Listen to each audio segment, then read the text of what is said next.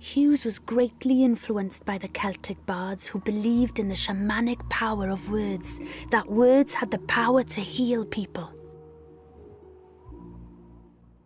John Siddique is a local poet who shares Ted Hughes' belief in the almost magical power of words.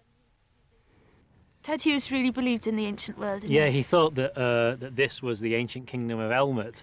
Maybe about 1,500 years ago, this was the last kind of ancient Celtic feudal kingdom.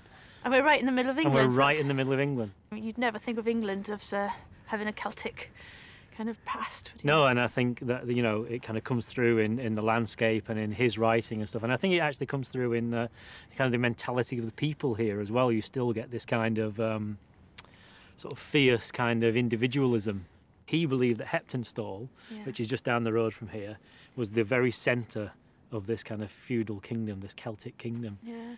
It amazes me that a young boy would just like grasp hold of that Celtic tradition and be so fascinated with the magical and the spiritual and the occult and the landscape around him. The Celtic tradition of poetry was about kind of entering into the other world. The fact that the unconscious world and the conscious world live side by side and they both influence each other. And I think with the shamanic aspect, which is kind of an area that Ted Hughes was very, very interested in, he saw that as kind of a way of people being able to heal themselves. When I first started the journey, I kind of took poetry as more of an individual thing, you know, as a personal thing.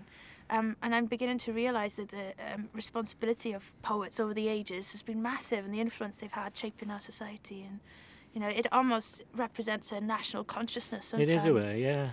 Each period in time needs to be recorded. It needs to be sort of put down on paper so that we can reflect on our own times. Robert Graves talks about the job of the poet, and Hughes will have known Graves, I'm sure.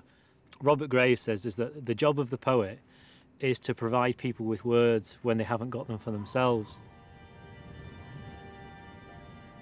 Visiting the landscape that inspired Ted Hughes, I realised just how deep into our history the roots of poetry run. His poems feel like they're meant to be read out loud. For me, there's little difference between reading a poem and singing a song. They're both part of an ancient oral tradition that's central to Celtic culture.